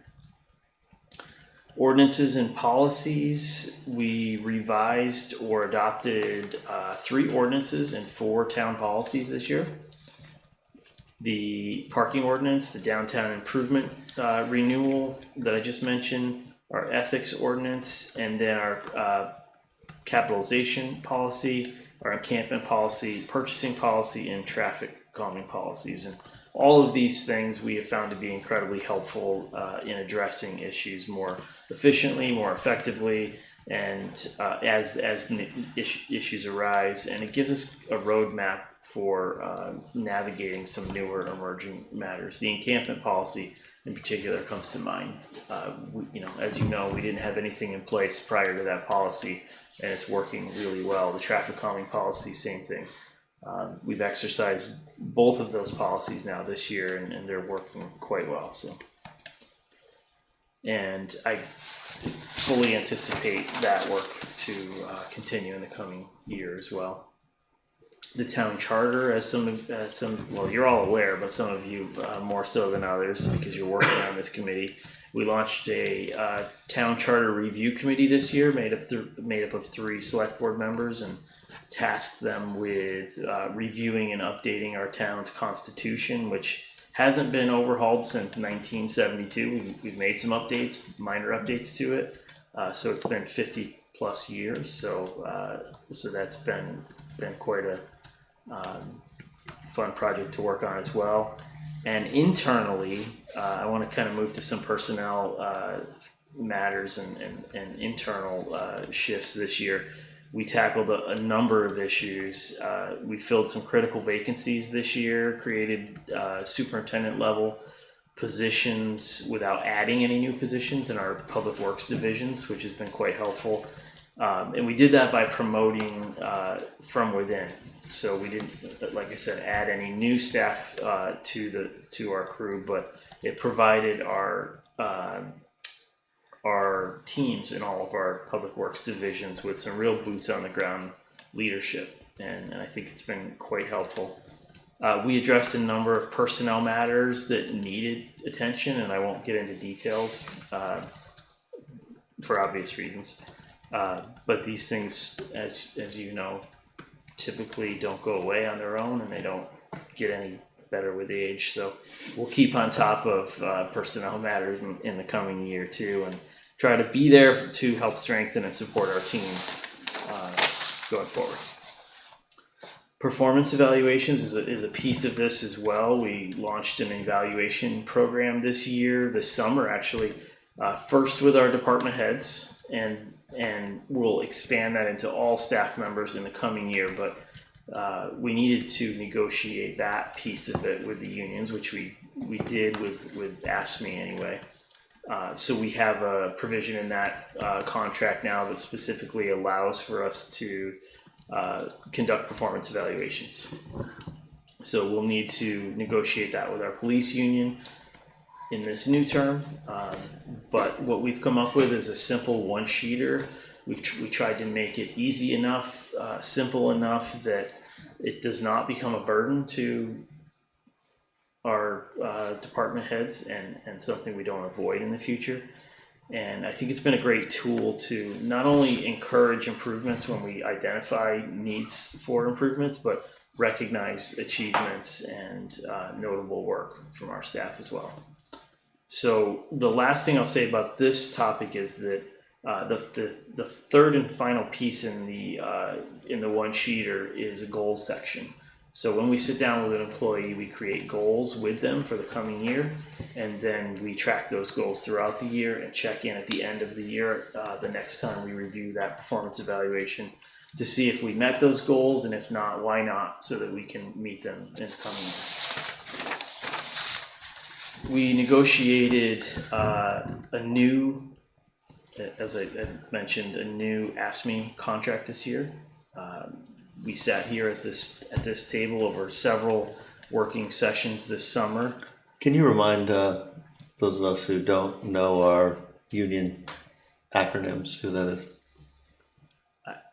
That is a good question. Sorry. I'm sorry. Sorry, I didn't mean to call you out. AFSCME? AFSCME? I think it's like the American Federation of State, County, Municipal Employees. There you go. That Okay. sounds about right, yeah.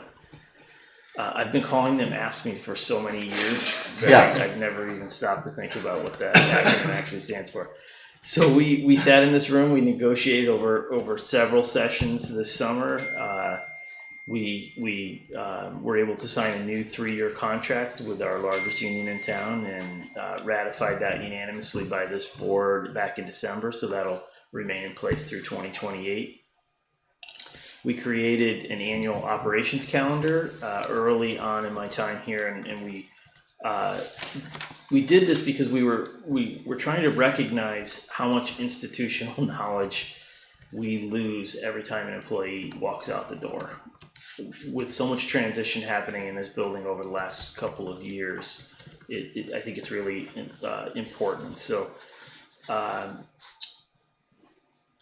it's critical to our day-to-day operations, and what we were trying to do is capture that information and get it down on paper. So important filing deadlines, posting dates, and any other time-sensitive reminders that department heads are managing, to get that on paper, and we've been sharing that every month with not only the department heads, but Beth is also sending it out to select board members.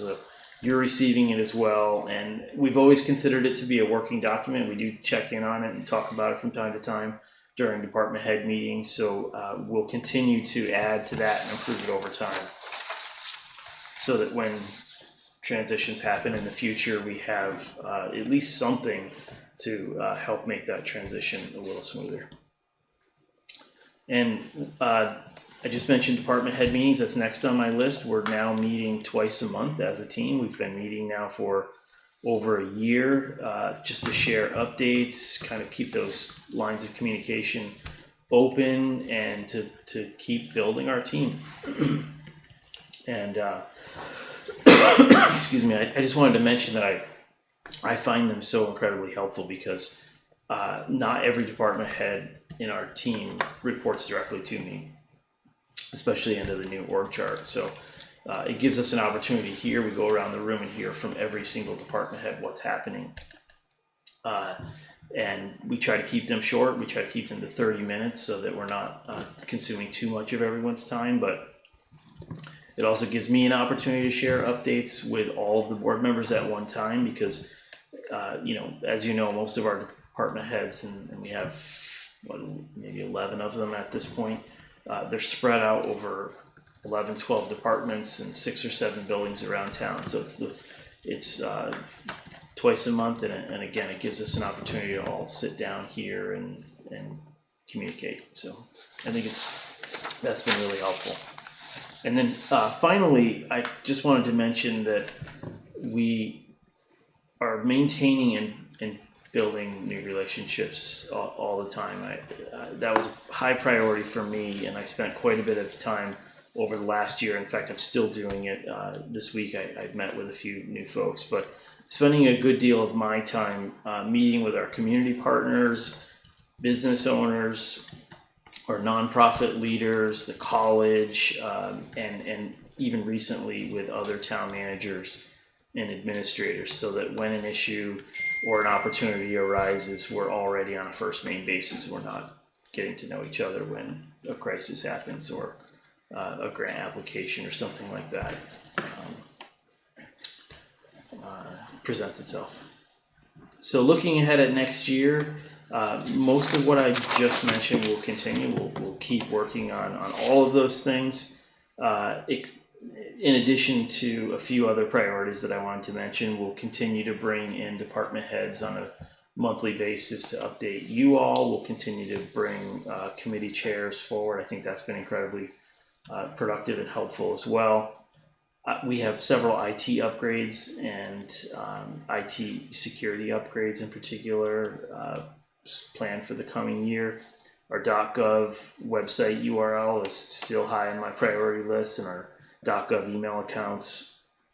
Shared services, going back to meeting with other town managers and administrators, still very high on my priority list, and I hope to make some forward movement there soon. We'll be negotiating a new 3-year term with our police department, as I mentioned, and hopefully have a 10-year pilot agreement signed very, very soon with the college, just to name a few priorities for the coming year. So I'll stop there, but again, just wanted to thank you all for your support in this transitional year, and the staff as well. So. Great. Yeah, Yeah. year. Yeah, good Huzzah. job. It was a busy year. Yeah. Ooh. It's been enjoyable working with you. For sure. Yep. Yeah. It's kind of like swimming upstream all year, though, wasn't it? First year is always the hardest year, though. Yeah. It is. Well, Just getting to know the lay of the land. Yeah. Yep. Drinking from a fire hose. Right. yeah. We've got one other item of business, which Mark pointed out that the ACSD Yep. is their annual meeting is the same as our select board meeting. We have an option to shift the select board meeting if we'd like, so that you can attend that. I did promise Izzy that I would share. She hasn't already shared with you. She's unavailable on the 25th. So if you slide it a day to the left or right, she'd prefer the 23rd. And last year we didn't slide it, I don't think. I think No, we last year you did. we stayed on this. Yeah, held our ground. We held our ground. They can move theirs. Why do they schedule it when they? So I can do We the love- 23rd if we like the 23rd. 23rd works for me if you want to do that. What's that? Monday the 23rd. That's the one that works for Izzy. It works for me too, and Fred. Let me check. I would rather not move it. Could you maybe not do the 23rd? No, on the 23rd. So ACSD school board meeting is still the 23rd. Oh, And Kurt, I think, is gonna be out that week. okay. And there's only one of me. Wait, so what's happening on the 24th that we're trying to avoid? their annual meeting. ACSD annual Oh. meeting. They're having So two ACSD meetings back to Oh, they back? have 2 3.5-hour meetings back to back. So 23rd is ACSD regular board meeting. 24th is ACSD annual meeting. Right. The annual meeting's at the same time as your select board meeting. And last year, Kurt was here and I was there. But you've got no Kurt. I looked at the calendar and he is not here on the 23rd. So if you could. Is he here on the 24th? He is. So if you stood your ground, like Dan said, We'd have coverage. you would have that room. You also don't have to think about me? Come on, Drew, we always think about You can't give that speech and that's it. Who is anybody planning to attend? the ACSD? Not me. I can watch the next day on MCTV. You can. I think we should keep the 24th for us. It's fine with me. I'm okay with that. Is everybody okay with that? I'm good with it. I'm gonna zoom in, but I'm okay with it. Okay. Oh, you're not gonna show up? I think we're gonna keep it the No, I'm gonna same. babysit 2 babies, but I'm showing up, it gets to count. All right. Thank you. Select board member concerns. Megan? Actually, yes, the Kate's students who wrote such great letters, one of them actually made me wonder, one of the students wrote about the footbridge, and it did make me wonder how often that footbridge is like checked for safety. And I remember that during that huge flood a couple summers ago, Yes. we had there was somebody came out and checked it out, and they were like, it's not gonna fall over in the water. But that was a few years ago, so I'm just curious what the schedule is for that kind of thing. Emily was the The answer person to who knows that. best is online. Maybe we can, if Emily, if I'll promote you here, if you are interested in chiming in on the footbridge.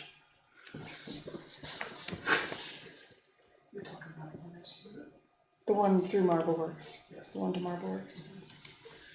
There we I think go. it's the one by the rec fields that we had for maintenance this year. wasn't There it? you are, Emily. If you It's just the 10. That was me. Yeah. That was Emily's this year. Going to bed and her computer is still on, so.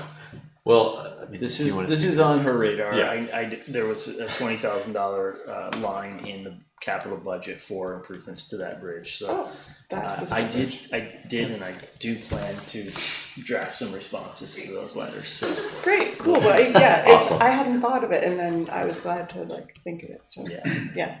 Anyway, that's it. That's all I've got. That's it. Fred? Emily Charrington replied to a letter, preparation for the infrastructure meeting Thursday, which has a number of energy items on it. And the Energy Committee was interested in, as Mike mentioned, the wastewater treatment plant and the decision about the sludge dryer and its source of energy. Anyway, they were asking about the lime stabilization, and I said that they should contact Jeremy Rathman, and I heard from Emily's response that Jeremy, his last day was Friday. He's done. We didn't see him off.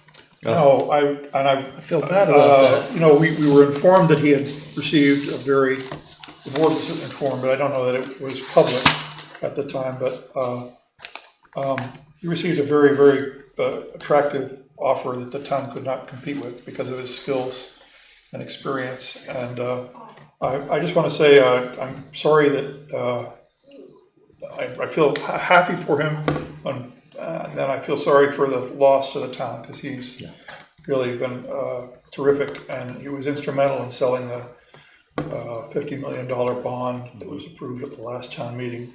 So I just hope the board, sometimes we've had things to recognize department heads who've been particularly valued in the past, and I hope the board can do something to recognize him, even though he's departed. I think he still lives in town. He still lives in town. Yeah. He's still local, so. Yeah. So he's still gonna be on it. And the DRB? board, He's down the DRB. Still on DRB. Okay. He hasn't resigned from the DRB, right? He did resign. I'll double check with We'll JR. get back to you on Yeah. that. You're gonna need to Well, be. while we're on the topic of wastewater, I'm sorry to interrupt. I just wanted to mention that Tim Pryor, who is a wastewater treatment plant employee, passed his grade 2 wastewater exam. So I just wanted to acknowledge that that's an exciting achievement for him. So I just wanted to share that tonight as well. Nice. Awesome. So you're going through a hiring process for Jeremy?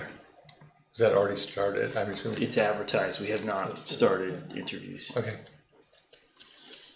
Fred, anything else? No. Farhad, I'm good, thanks. welcome back. Yeah. Yeah, We thank missed you. I still feel like I have a jet lag for some reason. Dan? I started started to talk about this before, but I want to just thank Russell, the new water supervisor, and Alberto for defrosting my lines and giving me water back after 3 days of being frozen in. So You got water now? I have water now, yeah. Yep. You're shaving, 220. you're shaving this evening, so. Yeah. Took a shower too, so that's pretty Nice. amazing. Have water to drink, everything, that's it. Andy, Yeah, I'm all set. you're all set? All set. Okay, I got one thing for you guys quickly before we disperse. I sent you an email with a worksheet in there. I would like that back a couple days before our next board meeting. Earlier is better. And I will put them all in one, okay? And then I'll get you all a copy back. And we will have an executive session. Mark is going to provide you a list of all of what he shared with you this evening. There are some big things that he left out of there because he was focused on things he's done to create processes and deal with some of the things nipping at the heels. But there's been some very large projects around here too, don't forget those. But I would appreciate, Megan, do you still ride the bus with Lindsay? Can you just kind of share that With Izzy, yeah. where with Izzy? Yeah. Can you share with Isabel that's what Yes, our I can do that. what we're working on? And when do you want those back, Brian? No later than 2 days before. Okay, So so The 24th. 22nd at the outside. 22nd, which would be Sunday. Yeah, okay. I'll put a reminder for 20 on here. Good. So, because that gives me a That's day to Yeah. chase you guys, whoever didn't get it That's to got to be yours. Yeah. If I say that, because I do want to try to have it so that it's Yep. mostly finalized and we can finalize it and I'd really like to complete Mark's first year. We owe him a good, he's done a really nice job of implementing reviews, which we have asked for a long time. And we have to do our share of that review. And it should be done with the existing board who oversaw him for that year. So that's my goal. Good. Okay? Awesome. I've got one other thing I wanted to,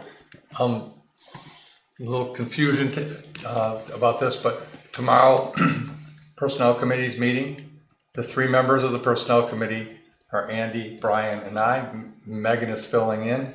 If anybody else attends, it's executive session. We'll consider permitting you to be there, but it's only 3 of us that are going to be voting and discussing this, so. I'm not coming, no way. Well, I was gonna, that's why I said it, whether we decided to vote you in so you could do it. Fred, did you have something? I just want to make sure Fred knew that too.